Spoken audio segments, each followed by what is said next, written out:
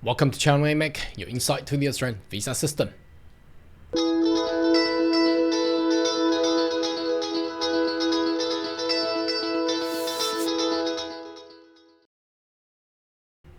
Good day everyone, my name is Cao Yang, your online YouTube visa consultant. Are you interested to migrate to Australia?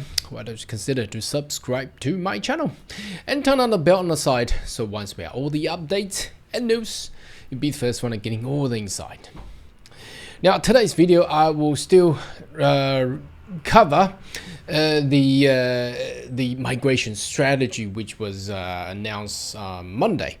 Now specifically I wanted to talk about in regards to the demand in skill visa, which was the first part of the migration strategy, but it has a little bit deviated because the attention was on all the other type of for example the post-grad visa, the age of 35 limitation and things like that. But I want to draw you back to this demand and skill visa, which I believe it will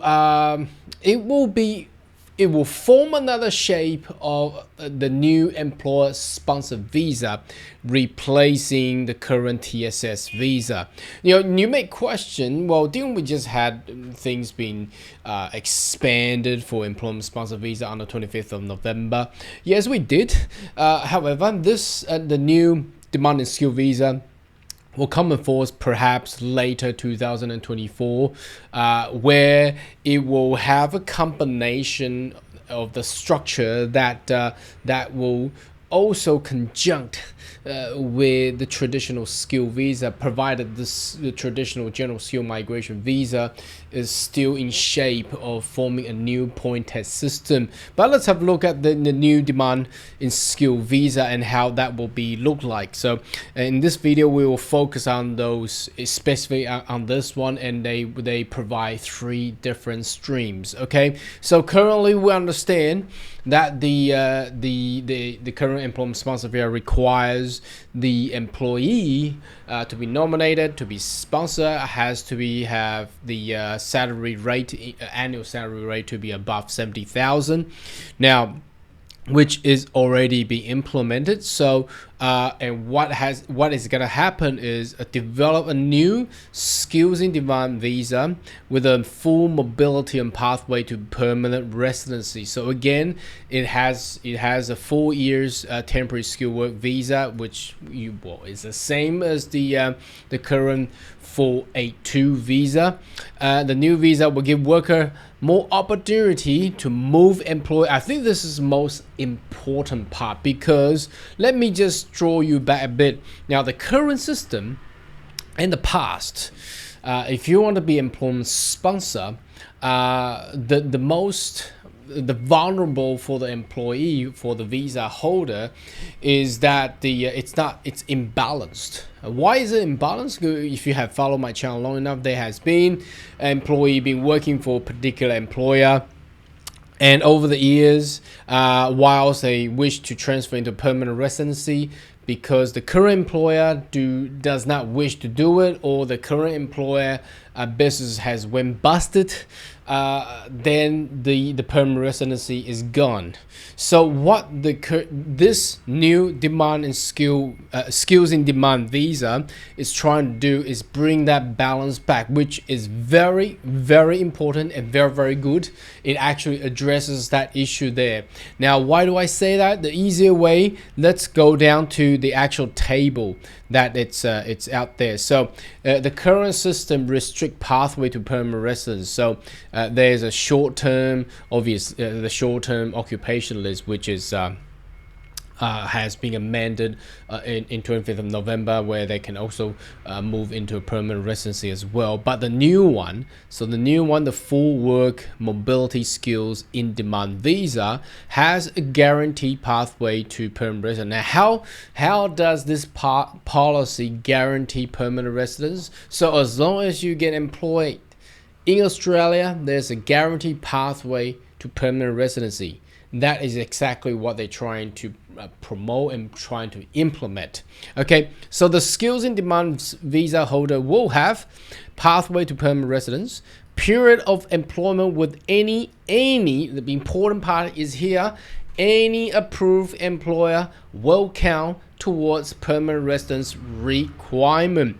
Now, why is it important? Because what we have just said for the previous issue, the current systems issue, that even if your current employer doesn't want to nominate you to become permanent resident, you can change. You can change employer as long as the employer is approved employer, which means that the employer hasn't done a bad thing, not been banned by the government of Australia. So a good employer will come and say, look, come and work for me, I will nominate you, and your work experiences can be accrued through any employer. So this is very important because the current system does not allow you to do so. For example, if you have found an employer and work for about 1.5 years, and then the treatment wasn't good, or suddenly they don't need that many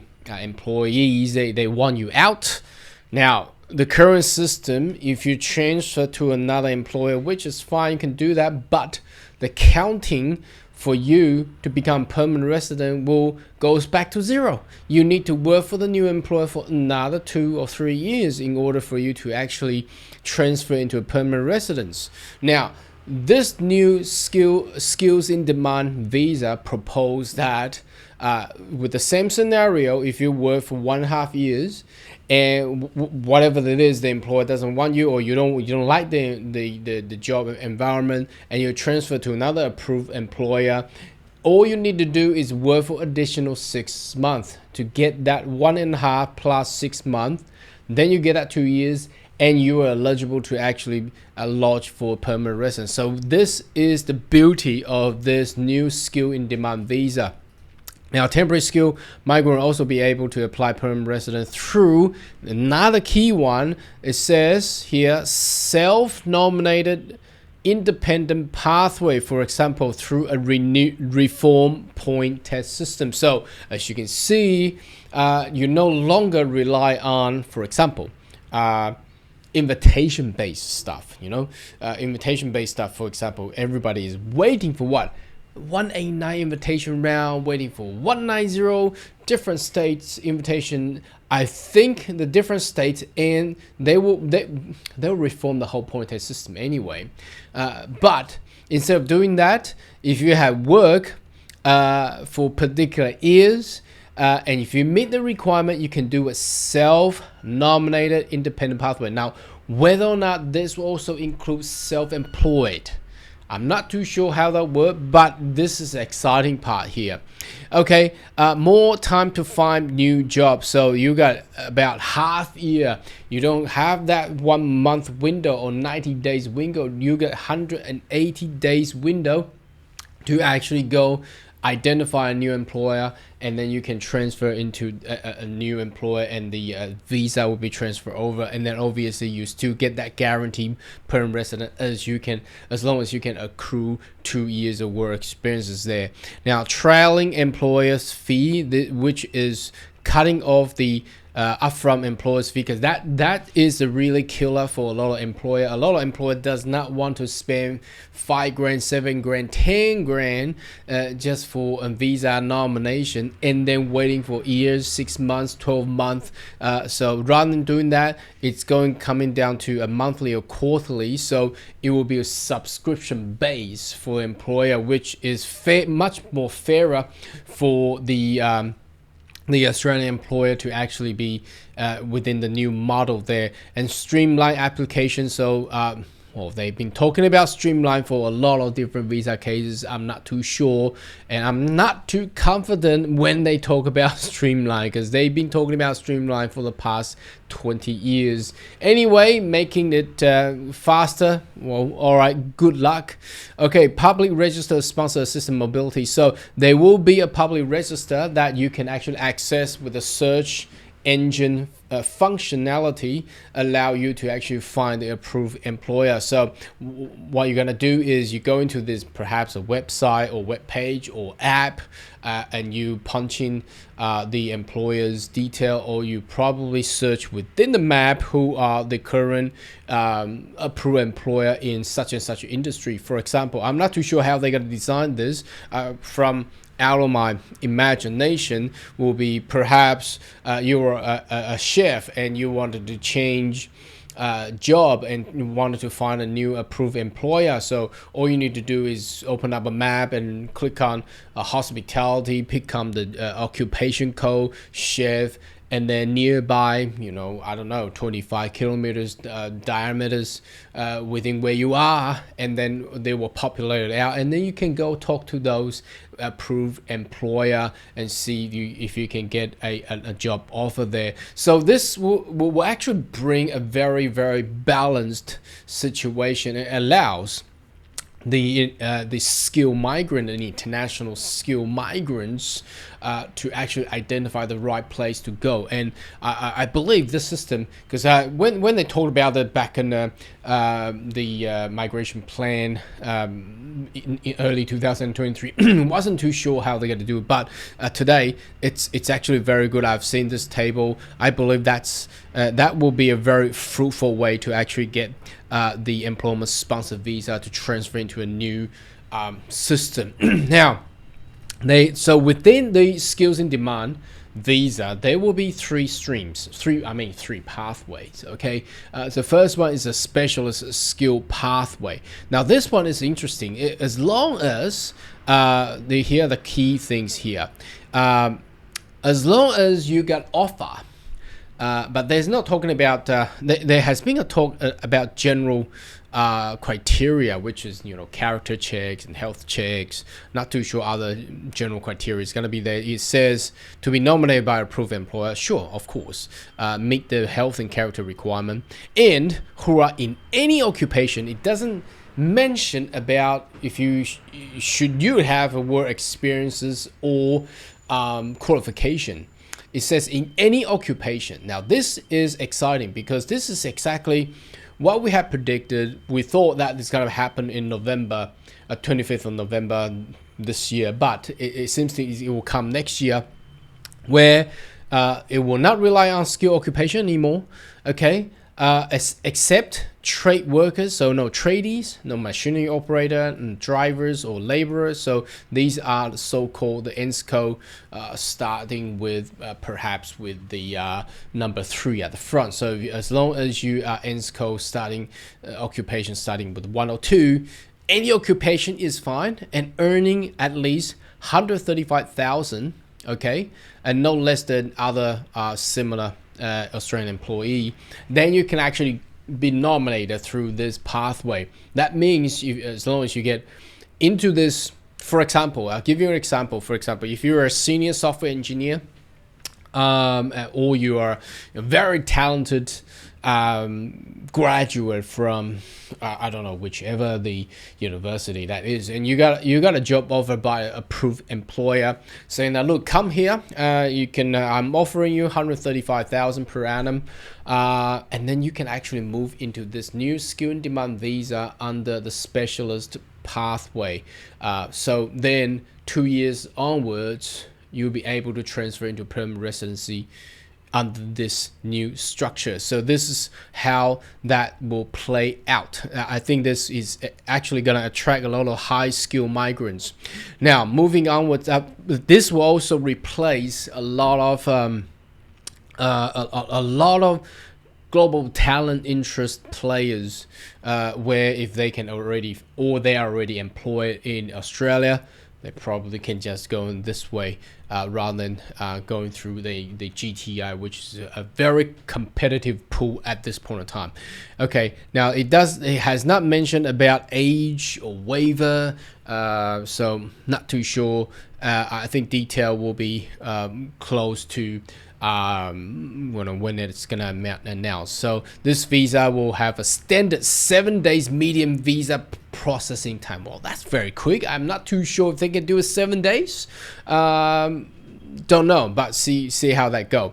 Okay, the other one I want to mention, the second pathway is the core skill pathway. So still under the skill in demand visa, and this one they are promising they will be mostly be useful for a lot of international graduates, so which is designed to bring skilled employee Australian needs in the future and ensure that we are able to provide ourselves the goods and services we need to support in daily life. It include, for example, registrars who's helping regional hospital emergency, blah blah blah. Okay, and school teachers. So the key here that we want to share with you is the core skill pathway will be available for general eligibility. General eligibility basically means health check and character checks. Okay, and there will be a new core skill occupation list. This is more related to international graduates. Now, again, whether or not it requires experiences, because we understand that for employment sponsored visa, the applicants required to demonstrate that they have a post qualification 2 years of work experiences. Whether or not this will still require that, I'm not too sure. And I believe the new core skill occupation list will actually include the tradies, so the chef and cook, the machine operators. Okay, Australia has also committed prior access to our labor market in relation to occupation through international trade agreement, who will be paid salary of TISMIT, so that's 70,000. Okay, unlike specialist pathway, trade worker, machinery operator, driver, and labor will be eligible under this core pathway. Now, this has not said about the work experiences as well, so not too sure how this will play. Well, I think this will be very similar to the current TSS visa, but if it does not require work experiences, then that will connect to a lot of international graduate who we know that they're going to implement that if they're age over 35, they cannot do a 45 visa. Would they then be able to connect to this one? That will be an interesting way to see how that will actually be formed. Okay. Now later on there's talking about all the indexations. I'm gonna skip that there. There is the last but not least, where is the last stream is what? Last stream is talking about the essential. All right, essential skill. Now this is more for the employees who is going to be pay under 70,000. So they talk about aged cares and all that kind of other stuff, or regional employees. So this will be very, very similar to the current labor agreement, or DAMA, if you have that kind of wording there.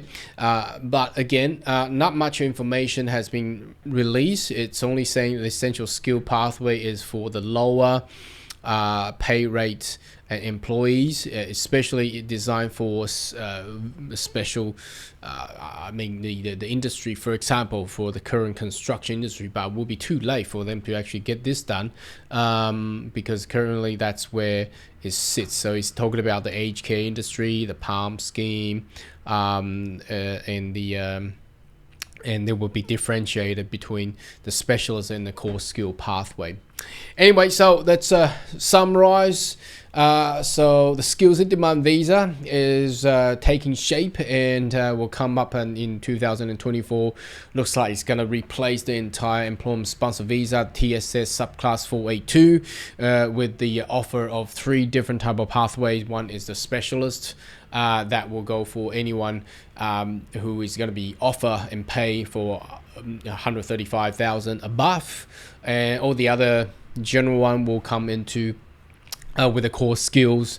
Now again, they have not talked about the criteria, whether or not they still got that 2 years old requirement, and then the essential skill pathway. So the best thing about the new skills in demand visa is that you can actually accrue your work experiences between different and any approved employer. There's no more recount anymore, and there will be a new system to actually allow you to track and find an approved employer within your region or entirely and nationally in Australia, so you can change over to different employer, making the employer and employee relationship balance, a much better balance, and into a free competitive model, which I believe will be a very good way for the future of employment visa in Australia.